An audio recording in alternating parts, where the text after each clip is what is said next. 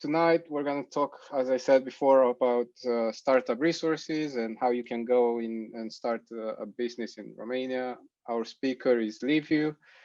He has a lot of experience within the startup world in Romania, primarily with TechHub and Step and another company, but he's going to tell you about all of that probably during the presentation. We met through one of our events, so I thought initially this would be really good to have him on board and to go over what's available for people to start out and kind of have a general discussion on how you can go into business. So without further ado, I'll leave you with Liviu and we'll start the event. Great, thanks a lot, Andrei. Well, from what I discussed, Andrei, and from what I gathered from your needs, I kind of structured a short presentation. Just gonna start it now. I tried to compile as many resources.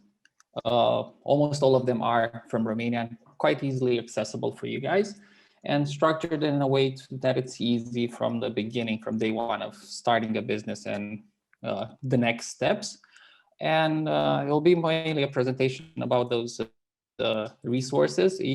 All of them have links in the presentation. I know that Andrei and the other guys, or the team, we'll send it to you afterwards. So there's no need, actually, if you skip something, you're gonna have access to it pretty easily. Cool, so before I dive in, continuing on Andrei's presentation, I'm a part of the TechHub Bucharest team, which is the first community for tech entrepreneurs from Romania. It also has a co-working space in Bucharest at Kilometer Zero in Universitate, for those of you that are or know Bucharest. And I'm also taking care of our flagship program, which is called StepFWD. Is a pre-accelerator for startups, diverse startups with the tech product. And I'll talk a bit more about that in a while. And recently I started a thing called We for Real, which is a no bullshit approach for people that want to build a community, either around their business, their NGO, or a common interest they have with others, such as your community today. Cool. Building a startup, probably, it's tough. You don't know where to start, and there are a lot of mistakes that people make along the way. I think the list is enormous if you want to compile the most common startup mistakes, but I picked 3 of them that I think are quite relevant to know about, especially when you are beginning or wanting to start a tech company. That's my main focus on the resources actually tonight on tech, but I guess I know most of the information can be applied to other types of businesses as well. So what I've seen, and what especially technical people, I know most of you are mainly technical, when they start to do a startup, they want to have a product that does everything from day one. Of course, you have to build a complete Facebook or Google that does everything from day one. But that's one of the mistakes of starting, not having focus at the beginning. And building a startup is something that you build with almost no resources, almost no people, and not very much knowledge about the market you're going in. So starting laser focus on building layers upon it as time progresses is the way actually to go. Of course, it has to be perfect. I mean, you can't put things out there that you're not proud of. And this is another mistake that especially technical people in Romania and the CE regional actually kind of think, and you have to kind of switch this mentality. Building a startup is building something, let's call it scrappy, but that you have to put it out there, test it, and reiterate until things are growing. It's a whole philosophy behind it. And of course, you're developing a product, a solution that you love and you think people will actually buy, but you're not developing the client. And what I mean by that, you should focus on the problem you're trying to solve, if it's an opportunity on the market, and then adapt your perfect solution to what the market needs. Because let's face it, the startups change the world, and they change the world for the better. But in the end, you kind of have to make money to survive and grow. And this is mandatory. This is done primarily because there's a need in the market and there are people willing to pay for what you're offering as solutions. Cool. So let's say you're in the category and have no idea where to start from. And you're thinking of building a startup or finding a co-founder or getting an idea or whatever. Before going into the resources that are there, my first recommendation is to read this book. I know it sounds like homework, but this guy, Eric Ries, took some of the things that people were doing in the startup world from the 90s, 2000s, and in 2011, so 10 years ago, he compiled everything in a book, and he put a name on the whole process called Lean Startup. And this kind of covers the first two mistakes that I told you at the beginning, that you have to have a product that is perfect, and you have to have a product that is does everything before actually starting building a startup. And he created this. He put together this framework that kind of helps you change the mentality of how to do it. So I can talk now only about this, but my recommendation is to read the book. It's not very hard to understand for non-business people, and it's quite short and practical. Cool. There are people doing building communities in Bucharest and also in Romania, and now that things are happening online, they can be easily accessible by everybody, and most of them are happening in English, so they can be accessed by non-Romanian speakers as well. And the first community that I want to recommend is called Tech Startup School.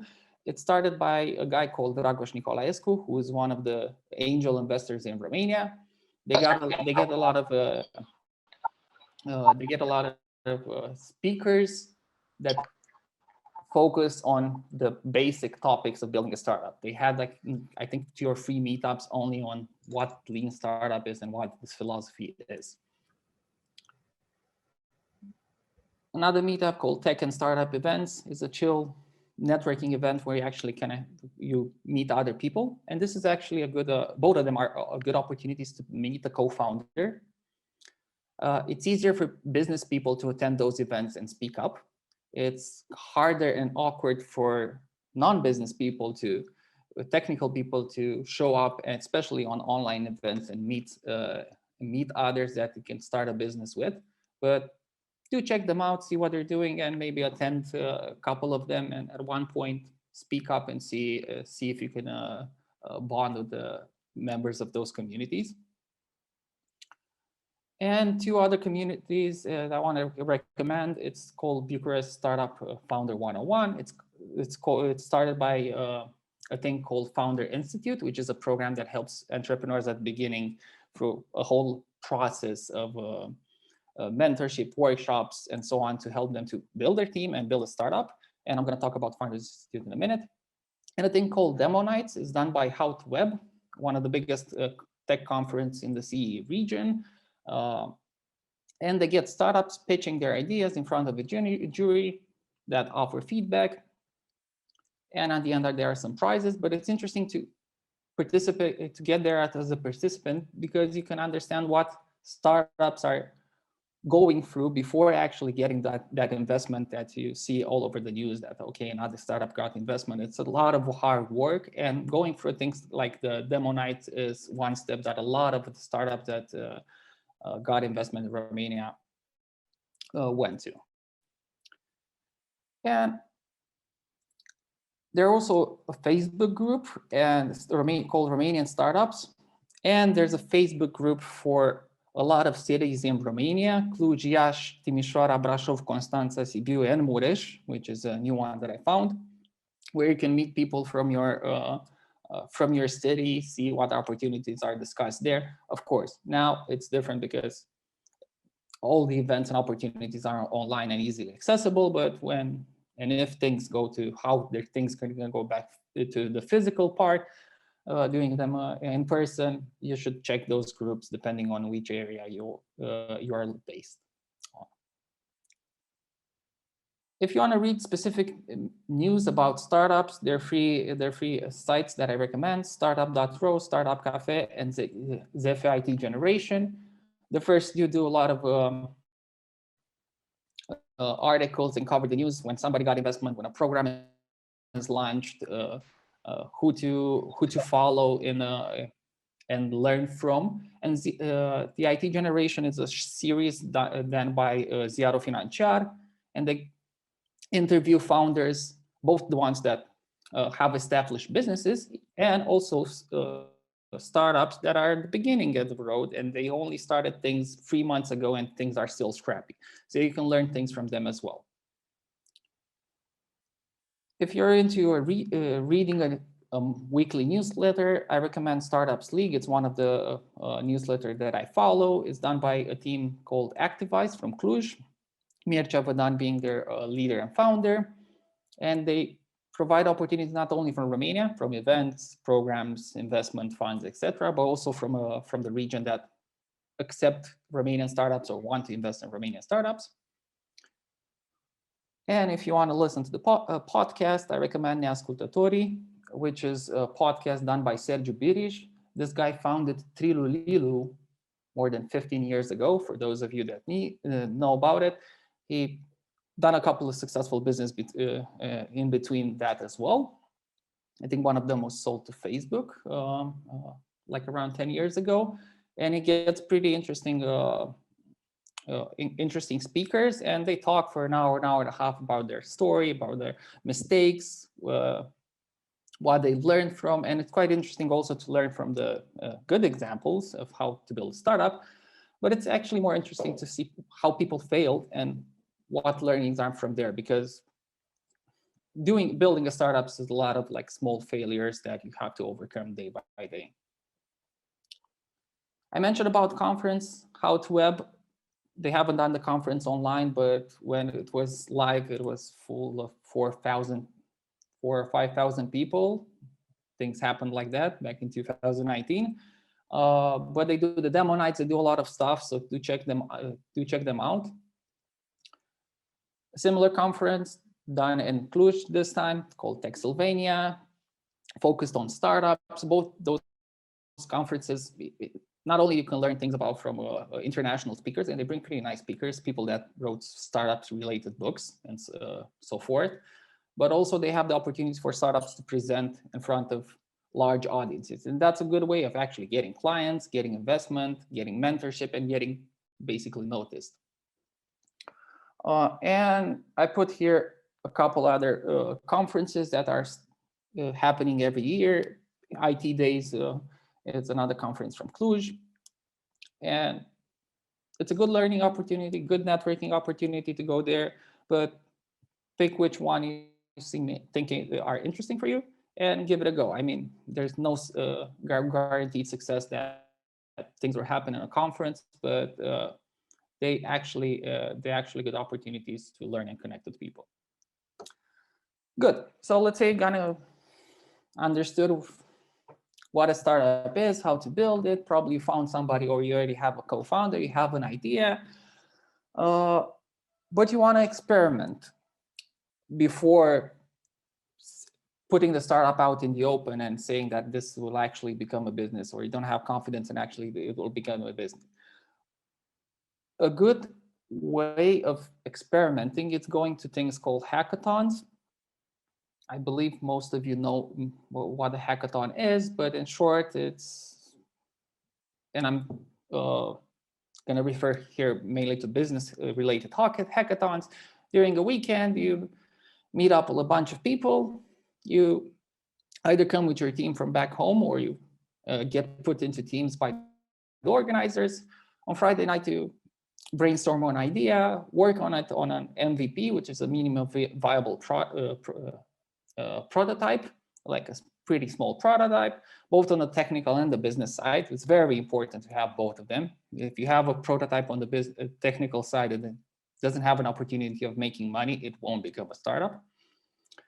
And at the end, they presented in front of a jury and probably win some prizes as well, even monetary prizes, and you get partners or potential clients to implement the business afterwards. There are businesses in Romania, for example, if you've heard about the Clever Taxi, which was sold for a couple of $1 million a couple of years, 2 or 3 years ago. It was actually started at the first hackathon back in Bucharest in 2009 or 2010. And that was called Startup Weekend. Startup Weekend is a concept from Techstars. And those startup weekends happen all around the world in different cities. I love to hear the Facebook groups of each of one of them. The Bucharest and the Cluj ones are the most active, and the other ones happen once in a while. Also, there's also one in Republic of Moldova. And if they're doing things online, do check them out. I know it's probably going to be a scary experience to go for a hackathon, but trust me, you kind of get the gist of what building a startup is. Not reading books, but actually experimenting with things. And yeah, what I forgot to mention, you get to interact with a lot of interesting mentors, both founders, some industry professionals, I mean, people that work in big tech companies, or even investors that join in during the weekend and give you feedback on the product that you're working on the business that you're working on, and also they give you feedback at the end as member of a jury. Another series of interesting hackathons are called Innovation Labs. I think they're happening in 7 or 8 cities in Romania. Started from Polytechnic University in Bucharest more than 8 or 9 years ago, and they're pretty big. There's another interesting hackathon going on called Blockathon. It's focused on blockchain solutions. It's done by a program from Cluj called Spheric. And there are also hackathons done by the Polytechnic University in Cluj called Polyhack. So I know I say university, but both Innovation Labs and I believe Polyhack as well. I'm not sure about Polyhack, but the Innovation Labs, they accept people that finished university and they're not students anymore. So don't be put off if you're not a student and you can't access those hackathons. And again, the Demo Nights, which is a good competition. You get people actually got noticed and got investment as going through the series of Demo Nights. They were organizing them when they were physical in I think 5 or 6 cities in Romania. They think they organized 1 or 2 in Sofia in Bulgaria as well. And there's a similar competition as lower scale back in Oradea called Bright Nights. They just launched it last year, I guess. Cool. Okay, probably if you want to go for a more structured program that teaches you what the startup is and how to build it, and also to meet potential co-founders, there are programs such as Rubik Edu.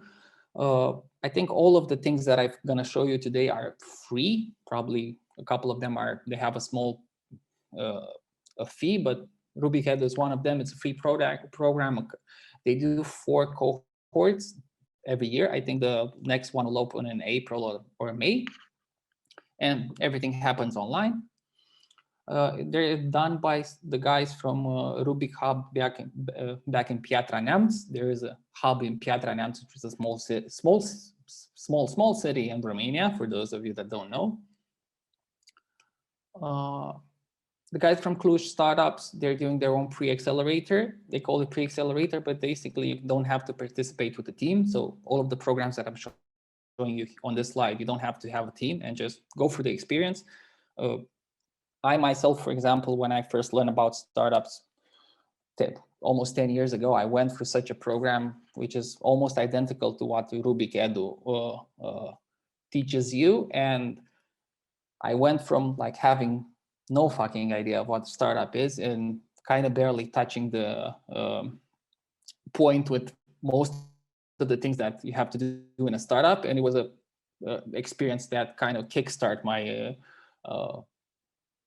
my growth in this and doing stuff in the startup world. So I definitely recommend go for such a program. There are even students going it, high school students as well, and also older people and people that have a classical business, brick and mortar business that went, for example, through Rubic Edu and kind of learn how to do a startup and a tech startup especially.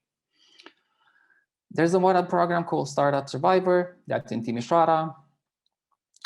Founder Institute is the institute that I told you. They have a similar model to the other ones, but this one is international. And besides going through getting almost the same benefits, I won't put the equal sign between them, but they have access to their international network of people as well. And if you can't find the founder in Romania, probably they can help you find founders or investors abroad as well. Another program that's organized by the guys from Piatra Neamț, it's a hackathon on steroids. It's a 3 days. Once you get your team up and running, you have an idea, you have a prototype, you can go through an intense weekend of actually working on your business and getting a lot of feedback and mentorship from a lot of founders that dedicate time to help you build the business, because that, as a parenthesis, besides money, you need a lot of help for people that actually know how to build some stuff that you're going to be confronted with through your startup life. Engineers is a competition for, I think it's related mainly to startups that are focused on mobile. And Startarium is a project done by Impact Hub, which they have tons of resources of how to build, how to make a limited liability company, a satellite company in Romania, how to talk with the investors, how to do accountancy, to how to market your product, do sales. They have videos, how-tos, mentorships, and all of those are free to access. So it takes only the effort of actually signing up for it and taking the time of going through the whole program. Cool. Okay, now let's say you have a prototype, you have a team, or you're founder and you have probably people helping you part-time or whatnot, and you want to take this thing further. Again, I recommend a book. The Mom Test is the most practical, shortest, and no bullshit book that you need to read before talking with your customers, potential customers or users of your solution, application, or whatever your business does, to get actual feedback and not fluffy and bullshit information that it's not useful for your business. I know I recommend the book, but this kind of relates to the third mistakes I was saying. Instead of developing your product and everybody saying, oh, such amazing product that you have, it's your baby and it's definitely going to be successful. And when you put it out in the market, you're going to be like, what the fuck is happening? Why nobody buys my product? This book teaches you in a practical way. I guess it's like 80 or 90 pages long of how to actually talk with people. It's scary to talk with people, but if you want to build a business, you actually have to talk with people. So sorry to break it to you like that. Bigger programs or more complex programs, once you have the idea down, I'll call incubators. Incubators, 3 accelerators, and accelerators. Probably you've heard those terms. They kind of overlap some of them, but this is kind of the order of it. First is an incubator, which is a longer program, usually lasts 3 to 6 months. Things are not happening very fast. It's probably once a week, a couple of times a week or something, the activities. And the incubators that I recommend once you have a team, it's Future Makers and Innovation Labs. They offer that mentorship. They offer you a chance at the end to pitch in front of an audience. Innovation Labs did a big show with Pavel Bartos, I guess, or for the Romanian participants, probably heard of them at the end of last year. So you get your startup noticed. Again, potential clients, potential investors, mentors, partners. So it's a good opportunity, but also you get the know-how that the program offers. It teaches you how to do your legal stuff, how to market your product, how to sell it, how to actually build a product that is sellable, not a product that's in a research phase. How to pitch your idea to potential clients, how to talk to clients, and so on and so forth. The guys from Oradea TechHub, they launched their own incubator called Bright Labs as well, which I recommend you to check it out as well. As I said, if you put it on those scales, first comes an incubator and then a pre-accelerator. Pre-accelerator basically it's a packed program, usually lasts 2 to 3 months, and you have weekly, daily activities, which are pretty intense, where you actually taught the basics of building a startup, and you meet a lot of people, and again, you have a demo day where you present at the end. One such program I was telling you, StepFWD, that I'm dealing with, and we're at the second edition. We did it last year. First one offline, second one online. Both are possible. We didn't thought that you can do something that online that it's actually useful for people, but it's actually doable, and do go to things even though they're online. If they're done pretty well, then you get a great value for it. And now I'm going to refer, but mainly to StepFWD, but usually the structure of a pre-accelerator is kind of the same. You kind of need to have a team, a validated idea or a prototype, and it has to be a potential of it to have a potential on the market, to be scalable, to be bought by companies, depending if you're building a B2B product mainly. StepFWD, for example, is going to happen. We're going to have the third edition at the end of the year, and I'm going to launch the application somewhere around May.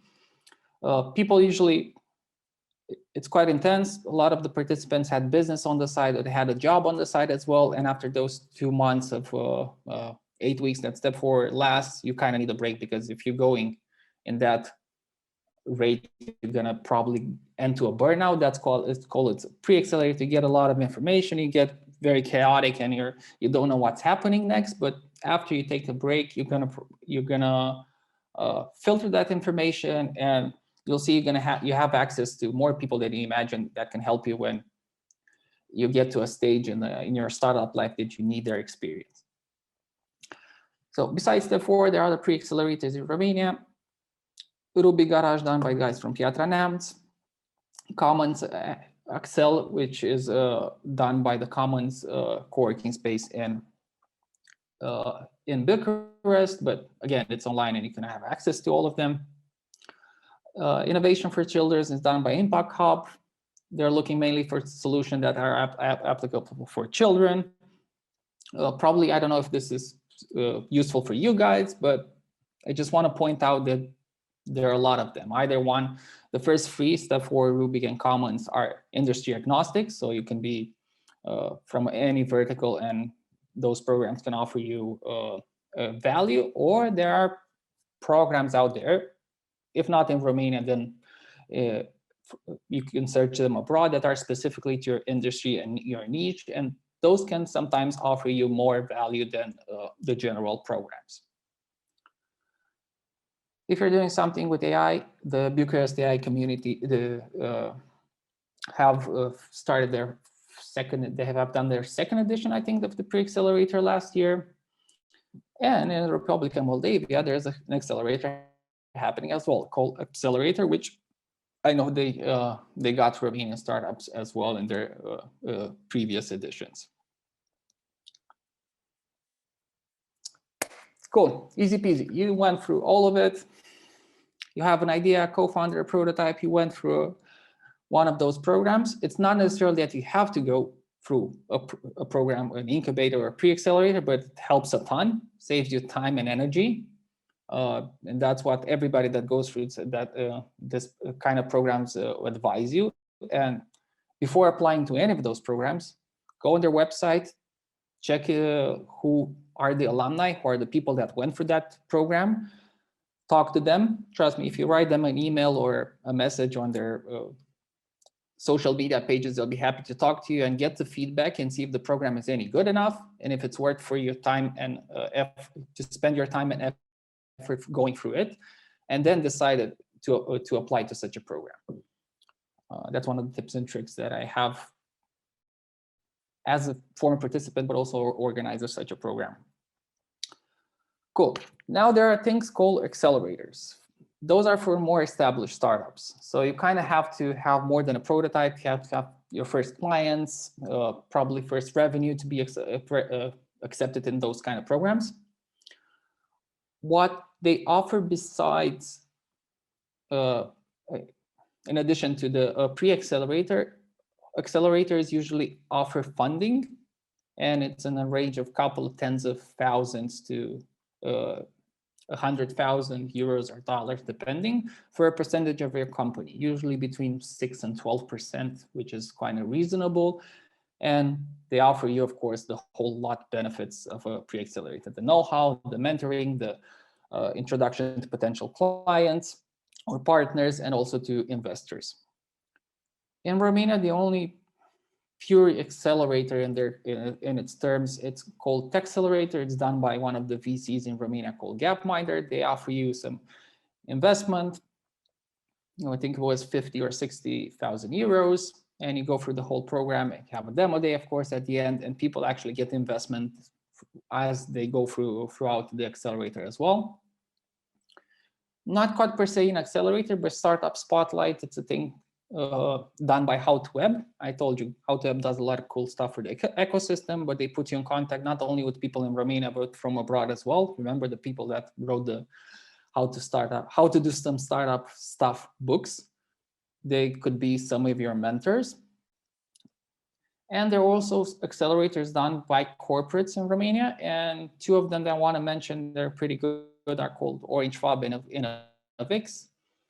OrangeFab, it's done by the telecom company, but they accept startups from different verticals.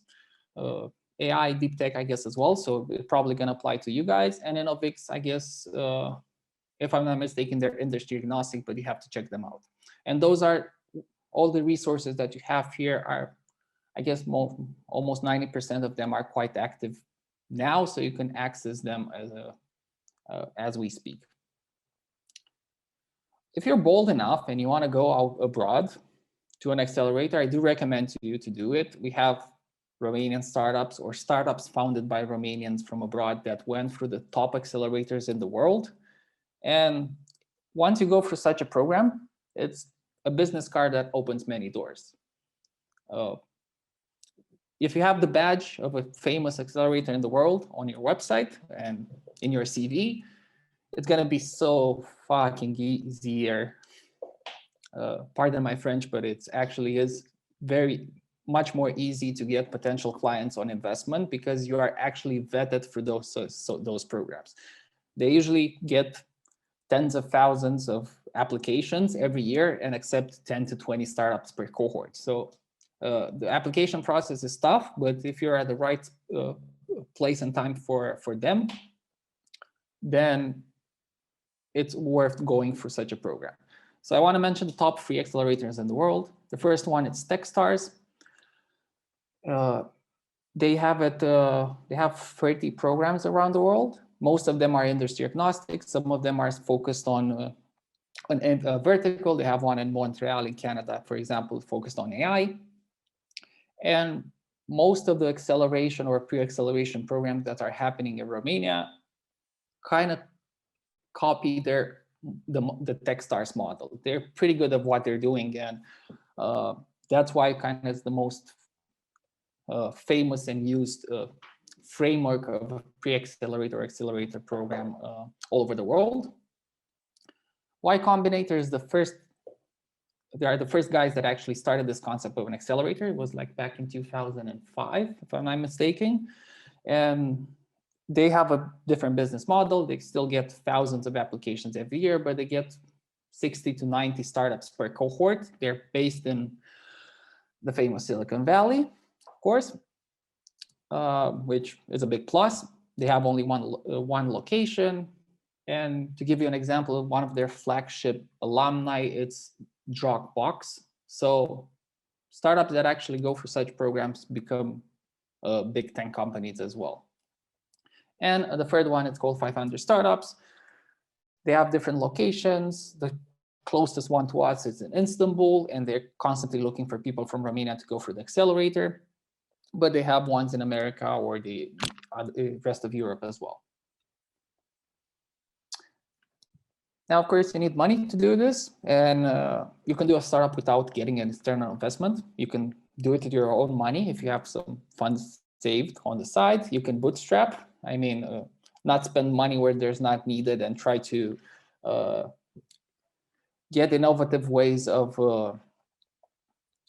growing your business. Ideally, you want to build a business only with the money from clients.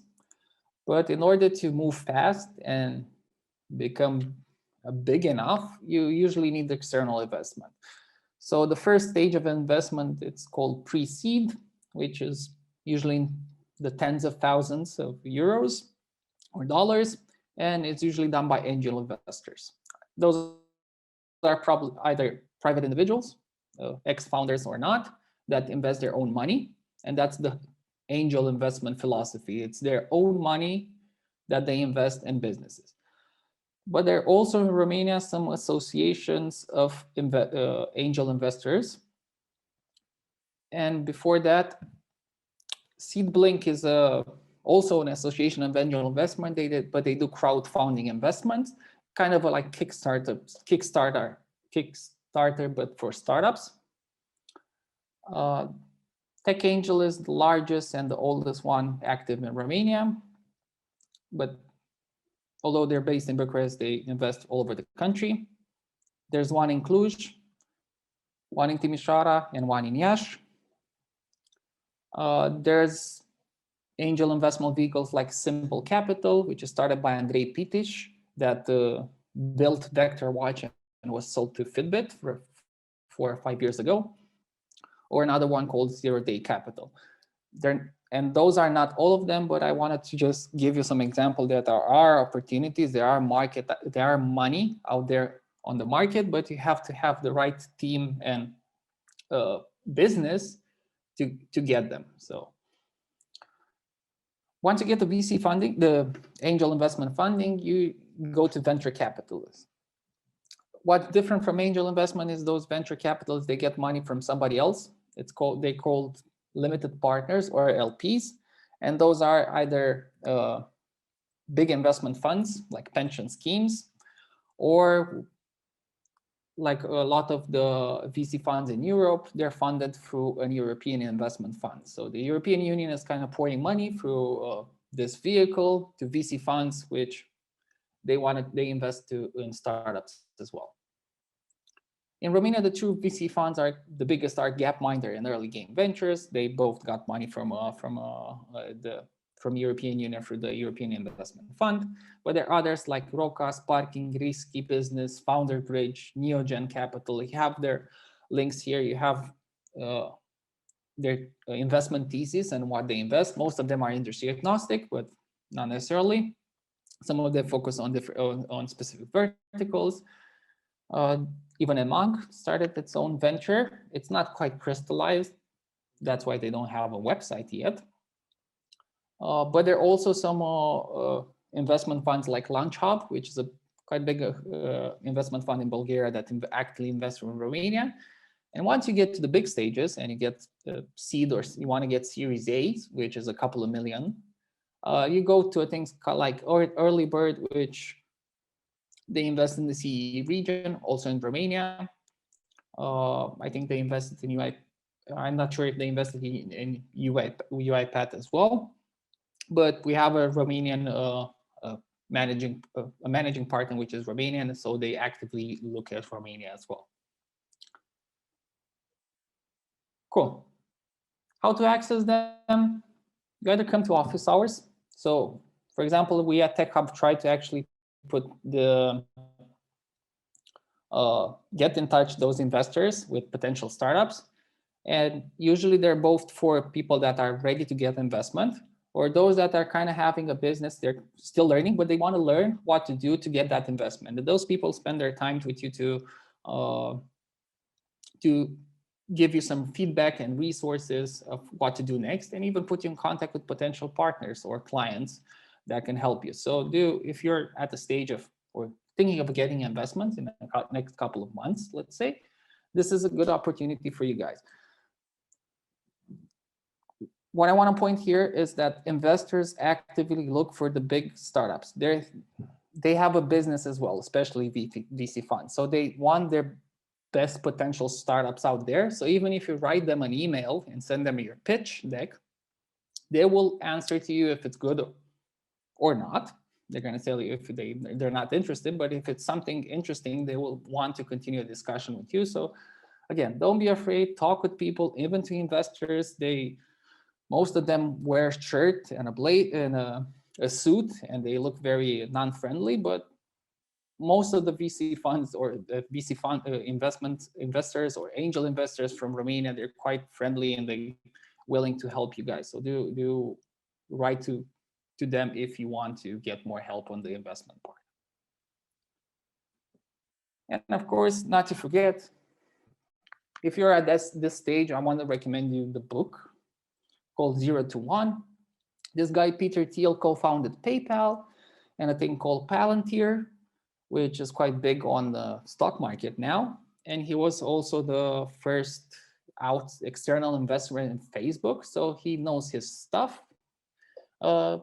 brings more information in how to get the startup from I have no fucking idea to the first step of putting it out there.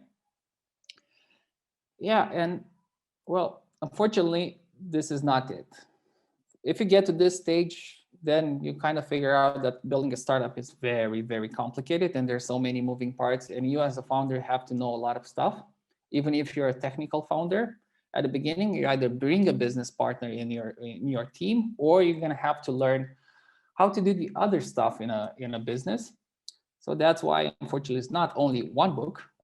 At this stage, there are tons of books and books and books out there that you can read and get some practical information out of it and put it into your business. As I said, 0 to 1 is one of them, but you're also going to need to have to do some sales with your of your product or services. And I guess the best book out there that I've read is called Never Split the Difference.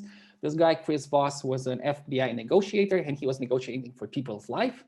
So this is actually, although he's American, this thing is a no bullshit book, which very how to do everything in a negotiation, in a sales negotiation, step by step. If you want to learn how to better get investment, I think the best practical book out there is called Venture Deals. And unfortunately, this is, I think, the most expensive book of the ones I'm going to show you today, because yeah, it's about money. One of the authors, Brad Feld, he's the co-founder of Techstars. So again, knows what he has quite a lot of experience in this area. I hear a lot of people that I want to build a business and they're going to be the competitor of Facebook or Google, and it will do everything. Remember the mistake that I mentioned at the beginning. Well, if you actually want to do something like that and you think you can pull it off, my advice to you is to read this book called Blitzscaling. One of the authors, Reid Hoffman, founder of LinkedIn, analyzes those big companies and tells you how to do some blitzkrieg scaling in the startup world to actually be the biggest, one of the big tech companies in the world. It's no easy feat, so trust me. It's still, if you build a successful company, which is not the biggest tech company in the world in your field, I think it's something that you should still be proud of and that you have achieved. And it's still, even that is no easy feat. And the last book that I want to recommend you is The Hard Thing About the Hard Things. As I said, building a tough company is hard, it's painful. A lot of founders describe it as the most loneliest job in the world, because there are many things that fail and go wrong and fires that need to be put out. And in the end, the decision is in the hand of the founders. Doesn't matter how many investors, advisors, or mentors you have around you. Of course, it's rewarding, but I want to be honest with you, it's no easy feat, and it's not something safe or yeah, basically very easy to do. So careful what you wish for, because building a startup is rewarding, but it's tough as fuck. Cool. So that's about it for me. Hope you enjoyed the startup life. If you want to go through it, if you want to contact me, and if I can help you with anything or other resources, or I can put you in contact, I guess, with almost everybody that I showed you on the list above. You have my email here. You can write to me, and I reply very fast. So don't be scared to talk with people. Cool. Andrei, that's it on my part. Thank you very much. I enjoyed it. There's a lot of cool references and programs out there that I didn't know about some of them, which is really good. Thank you for sharing that with us. We might actually take so I got somebody CMI. to learn something. Yeah. We were thinking that we might take CMI through one of the programs. We didn't think about before, but yeah, we will try. See where it takes us. Cool. So I think we have time for a few questions. We can talk about it. Yeah. Yeah. Oh, Sure. well, yeah, we'll do that. I think I'm delayed. Am I delayed? For me, it's pretty okay. So I get you. So. Okay. Cool. Let's go through some of the questions. I've got some questions in the chat, so we don't stay too long. Sure. Well, we'll start with the first one. It's from Adrian.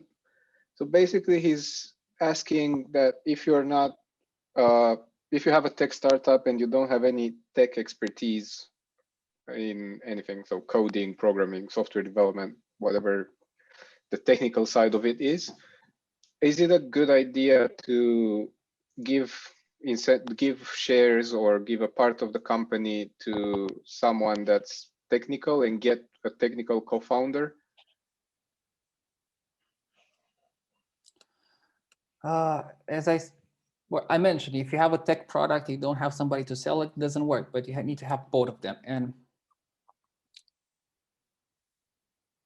before answering to that, there are solutions out there. You can hire external people, agencies. There are even agencies that take an equity in your company to be with the long run and build the technical part. You can pay somebody to build a prototype to show to everybody else, okay, I can get into your program or accelerator, pre-accelerator, or I can get an investment at one point. But development has to be in-house if you want to control it in the long run. There are exceptions to the rule, of course, but usually you should have a CTO. And if you don't have a CTO and a CEO or a business person that has experience, it's kind of hard to get money, and investors will say no from the get-go. So do try to find somebody. I know it's hard. I've been there myself. I tried to I tried to build 3 startup projects on my own. For one of them, I changed 3 potential technical co-founders. One was my friend, and the other ones I got from a hackathon, and one I got from posting online on the groups that I mentioned earlier. So finding a co-founder, I know I'm prolonging the answer, but finding a co-founder is like dating. You're gonna spend a lot of time with that person.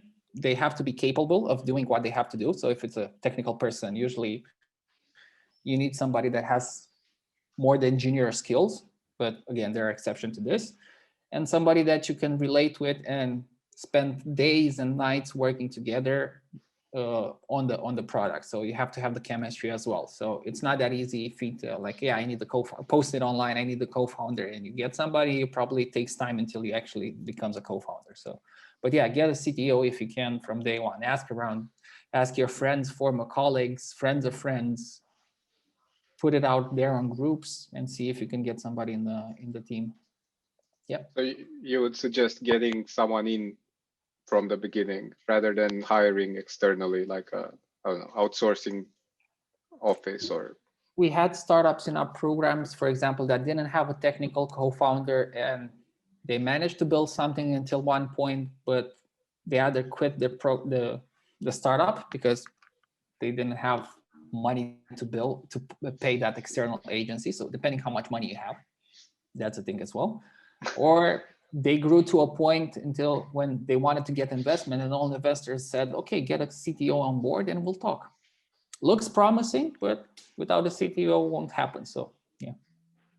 I guess it's from an investment point of view, you want to make sure the ownership is fully with the company and it's not outsourced, especially in tech, because I guess you're investing in the technology itself. So you want to make sure that the team is there to cover all the sides, from business to marketing to product development, and also the tech side, right? For example, Techstars, just said they're pretty big. As an accelerator, they have 6 criteria. When you apply, there are 6 things that they're looking at: team, okay. Idea, execution, and the market opportunity. I don't know the first 3 are in the correct order. The last 3, I'm not sure. So okay, they're investing in a couple of founders, 2 or 3 guys, girls, or a mix of it. They're gonna work day and night, and they believe a lot in their idea. They can make other people believe in their idea or prototype to actually buy it or invest in it. So if those 2 or 3 people are slacking or they're not good enough, and it's only one co-founder pulling the work, nothing will happen. And also, if you're a single co-founder, a founder, one of the morbid questions that investor ask you is, okay, I invest you, you ask for me like 100K, right? For 20% of the company. What happens if tomorrow you'll die? Who's going to take care of the business and my money that I invested in it? And it's a valid question. Yeah. I know it's morbid, but it's something that you have to consider. I mean, it's a kind of a contingency plan for the investor as well. So yeah. Yeah, yeah. If you want to remember something this evening, yeah, remember this, this morbid thought. Yeah, cool. So then, let's say you find a co-founder and you have that all set. You've built a team. So I guess that's where you start. You have an idea. You kind of want to do something.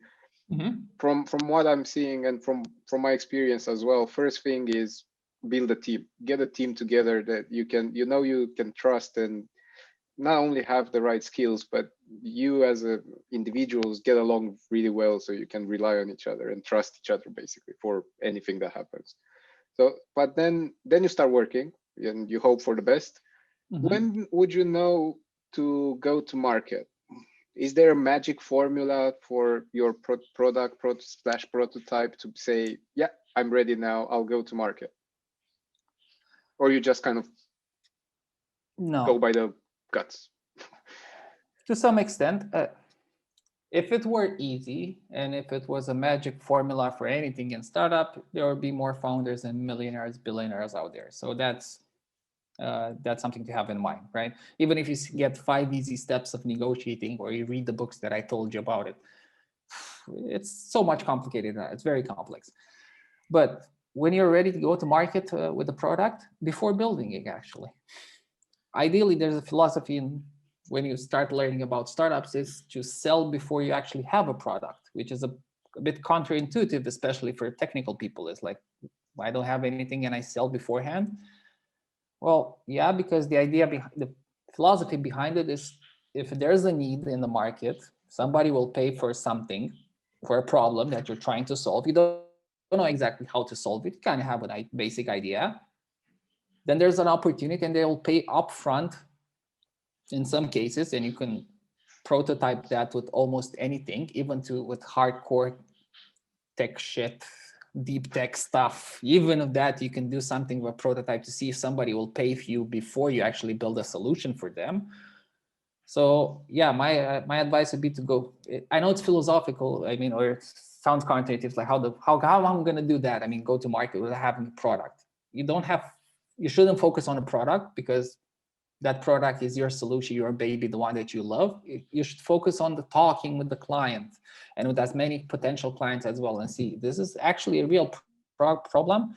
Do you have the problem that my potential solution is going to solve? If yes, and if a lot of people have it, and if few people have it but they're willing to pay big dollar, especially if you're selling, for example, to enterprise, and you can get contracts for, like, I don't know, tens of thousands per month for some products, then yeah, build it. So I wouldn't focus months and months in building a product without going to the market in some way or another. So the mom test, read that thing, and they will tell you, the author will tell you the same thing. Talk with people before putting time and energy in building something else. Yep. Yeah, I think it's really scary, I guess. It's kind of a scary thing to do, and not many people find it. I'm sure not many people find it easy to go to a potential client and say, hey, because you kind of do a magic trick, right? You go there and you kind of go and say, hey, I'm gonna solve this really annoying problem that you have, and I have this amazing solution. And you kind of hand wave around during that conversation, and you say, yeah, we're gonna do that, and we're gonna be perfect, and all your problems are gonna get sorted out by my solution. And then you always have the answer yes, right? And the person might say, yeah, okay, I'll buy it. Here's the money. And I guess many people will get scared at that stage. It's like, oh, but I don't have anything now. What do I do? Well, as I said, it's not for everybody. So uh, don't get tough on yourselves. Probably building a business, it's not for you. Or you actually need to get a person that's extrovert or is crazy enough to go and ask people around for feedback or to pay you before building actually a product. So there are teams that I worked with that one of the technical person, co-founders, started learning the business stuff and became the business person, and by coding for like forever, almost. Or there are teams of two technical co-founders that they went through, for example, our last cohort, and they realized I don't like this, I'll never learn it, to be at least marginal good at it to push things forward. So let's look for a co-founder. Okay. So it all comes back to the same thing. It's kind of, if you don't have the skills, then try to find someone that kind of complements what you know, or what you don't know or you can't do, or maybe just you don't want to do, right? Exactly. I mean, if you're a technical person, you need at least a product guy, a product manager, the one that talks with customers as well in the team, let alone a salesperson or somebody that knows marketing or the other stuff, the fluffy business related stuff, which are important, because if you don't have them, you don't make money as a business. That's the simple answer. Yep. Would you say it's hard to start in Romania? I know many people are scared of the whole system and the long queues and waiting in line and paperwork and so on. What's your view on that? Starting a company? A business, yeah, starting a business. No startup in Romania has died because of the bureaucratic things or administrative things. I know when you see it on the news and waiting in lines, people that are bored and look at you with your face like, I don't want to help you. I want to make it harder for you. When I started my CRL, the accountant, she did it online. My CRL, for example, is across the country in Suceava, and she did it online. That was 2 years ago. So things are getting way easier. There are services that you can pay people a couple hundred leis or something to help you to start it. There are accountants and lawyers to help you with dealing with accountancy stuff, dealing with contracts, or negotiating stuff with the investors and so forth. So it's something that I think almost no founder likes, but you need to do them as well. So there are solutions out there. You learn them, you outsource them if you can, or you hire somebody to take care of this stuff at one point. So yeah, I think it's doable. I mean, when I opened the company, I think a year something ago, the last one. Oh no, actually in August. with some. I co-founded a company with some friends, Okay. and yeah, it took like a week to get everything ready, and then it was just basically going and like going with the paperwork to the right person in the right office, leaving it there, and then waiting for whatever for a couple of days to come back, and that was it. It wasn't that hard. I expected it to be worse, but it was okay. Let's put it like this: if you're scared to start a limited liability company, then the other things from the startup life is going to be way harder. But it's good practice. Talk with the people from the bureaucratic Romanian system, and that's a good practice before talking with potential customers. Trust me, I've been through the same scary experience myself. Even with starting a company, I Google it. I got a blog post from a person that looked kind of like us and put it in our terms of how to do it. So it's like, that's doable. And even it's hard to talk with people, let alone customers, with potential mentors, or for example, with people that are presenting like myself here and showing you a list of like, oh yeah, this guy knows a lot of stuff. I mean, I learned it through time and through practice. When I went through the program that I told you, it's called Access, almost 10 years ago, I knew I wanted to build a startup. I have no fucking clue. It's not that I know too much now. I still need to learn a lot. But I was the scared one, especially from our educational system. You're not allowed to ask questions. You're not encouraged, and you develop this fear and so on and so forth. And all the people around me is like, oh yeah, I read the Lean Startup book. I read that book. I talked with that guy. I know about that investor. Now it's like, Chinese, man. That's Chinese people. I had no fucking idea what they were talking. I haven't talked that much. I mean, mainly during the evening at the networking side, I was talking when there was alcohol involved. But actually knowing stuff, I was the odd one out. I was scared. I mean, for a week, the program lasted a week. I haven't said much. I stood in the back in the dark corner and tried to learn as much as I can. And yeah, let's see. Next year, probably I'll learn. I know more stuff. And yeah, things happened. I was scared as shit to talk in front of people, in front of 10 people, let alone 100 people. Still now, when I do presentations, even physical, I mean, it's easier now. There's no cameras on, or even if there are online, it's a bit easier, but not necessarily. My heart starts pumping up. I forget my speech. I don't trust that the things that I'm gonna say will be relevant enough. So it's normal, it's natural. So yeah, you either get through them with practice if you push yourself and you want to do it, or if you need help, you read books, go for courses, or get a person that's comfortable with learning how to do those stuff. So I guess it's practice, right? It's a lot relies on practice, and I think it's important for people to know that it was hard for everyone. It's like, it's not something that any of us that started a company or had a startup or grew a company, we all went through the same hell and nightmare. It's not like, yeah, it's easier for some than others.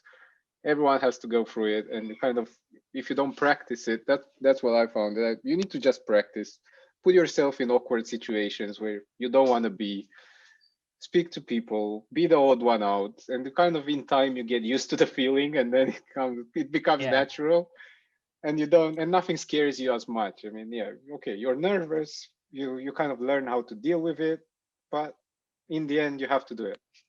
If it were easy, like you're saying, if it was something easy, we all would be millionaires or billionaires now, right?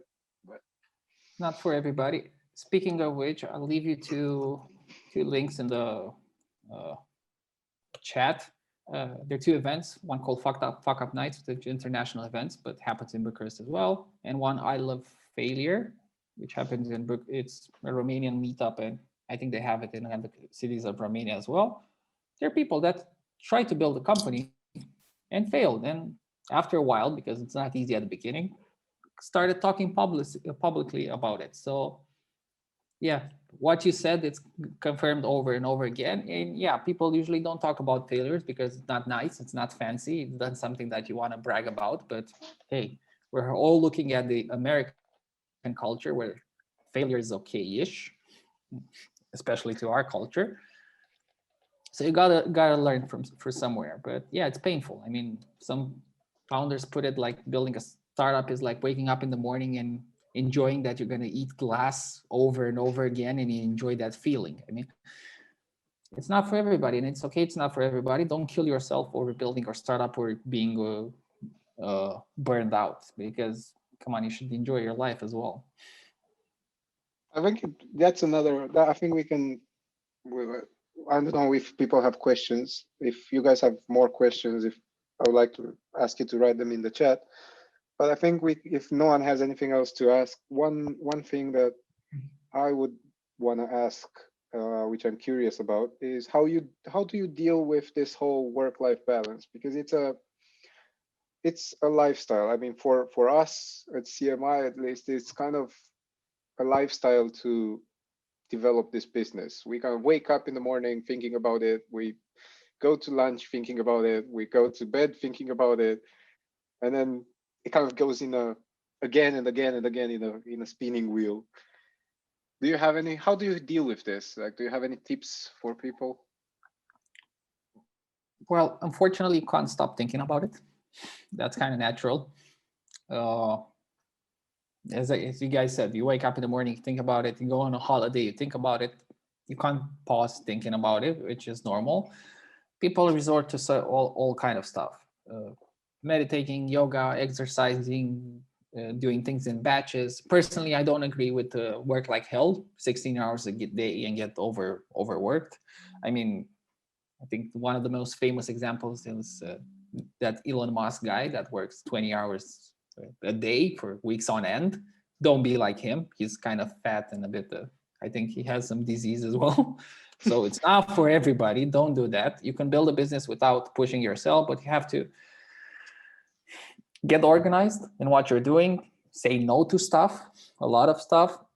What I do first thing in the morning, I read every day in the morning and also in the evening. I do some exercise or stretching in the morning, and then I start working. And I try to, for example, to have fewer working hours, 6 or 7 actual working hours, because let's face it, you're not productive at full capacity for more than that. And if I don't finish what I propose to do in that time frame, I see, okay, well, should I be more organized and see how to hack those stuffs to do them faster? Or probably I was a bit overconfident in what I can do in those couple hours. So I try to force myself to be as productive as possible and get hacks and shortcuts and workarounds and stuff. So as I said, don't overkill yourself. There are some people even in our ecosystem that kind of want to copy if you're not putting 16 hours a day in your business, I'm not going to invest in you, for example. There are a couple of people like that, but again, it comes back to the philosophy, your philosophy that you have as a person, because you're a human being before being a startup founder. So take care of yourself. So hope it helps. I don't know. As I said, I read how-tos, I talked to people, I tried a lot of stuff. I tried meditating, Headspace for a while. It worked for half a year, but then I got bored with it. I was like, okay, nah, probably not for me. In the long run, there are people that meditate every day, 30 minutes or 2 hours. I don't know, reach nirvana or not. I think it's a kind of a personal process. Yeah, but try to do something about it. Yeah, don't overwork yourself. I mean, try to do something about it. It's basically something you kind of come up with. You try it, like you're saying, you're reading different things, trying them out, see what sticks in the long term, and then you will emerge with a process at some point. But yeah, there's no magic. You have to actively do. You have to actively do it. Yeah, don't be like, oh yeah, I haven't worked or pretended to work 16 hours a day, so I won't be successful as a founder. Well, if you're burned out in 2 weeks, you won't be a founder anymore. Exactly. Yeah, that's my opinion about it. Oh, any last advice or any last thoughts about starting a business in Romania? It's not hard. It becomes easier and easier.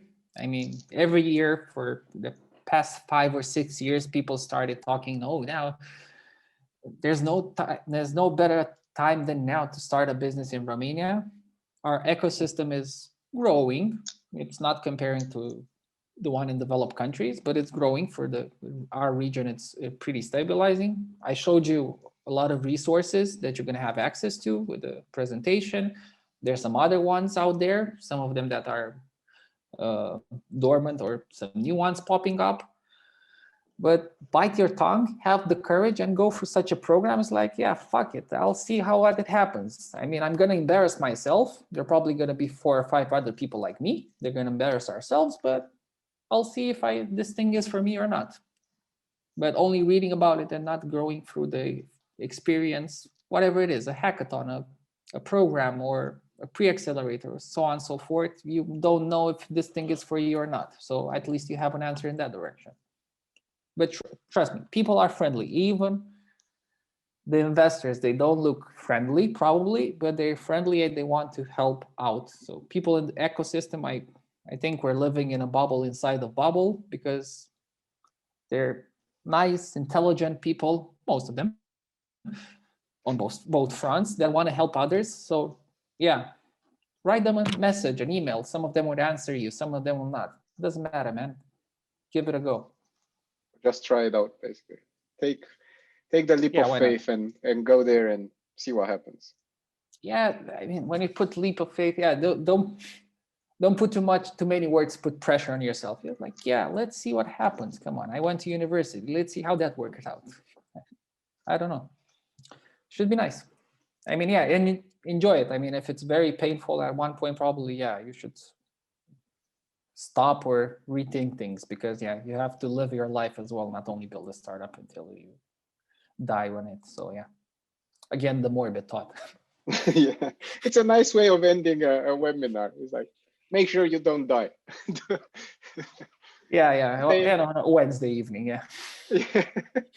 We just make sure, do whatever you want, but make sure you don't die in the process. Exactly, yeah.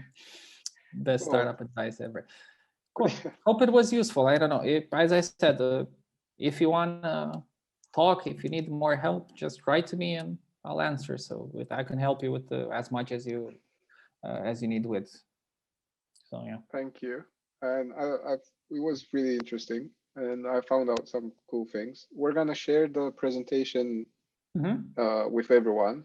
Okay. And yeah, I don't know if you have an email in the presentation, but if you could add it, so people, or some way of contacting you, so people can get in touch if they want to. Yeah, it's at the end of the presentation. Copy paste it. It's like, hi Liviu, salut Liviu. I saw that last evening or a couple of weeks ago. I need help with that. And I can try to pinpoint you in some direction or not if I can't help you myself. So yeah. Cool. That's very nice of you. Thank you. And thank you for being here and agreeing to give this presentation. Yeah, it was interesting for me. So yeah, if you have, again, yeah, it's good to have feedback as well. So even if you liked it, it'll be nice to say like, man, I kind of liked it or not. Cool. So that would be useful for me as well. Cool. Well, we'll let you know. We'll let you know what people think afterwards. We'll give you a... Sure. Thanks a lot. We'll keep you updated. Yeah, and I do remember you want to apply to one of the programs. So yeah, let me know. We'll talk about it, and we will let you know. We will definitely come back to you. It's public now, so yeah, exactly. You can't hide it. We can't take it back. Yeah, that's on you. No pressure. Yeah, exactly. Cool. Have a nice evening, everyone. It was interesting. You too. Bye. Have a nice evening, everyone. Thank you. Thanks. Bye.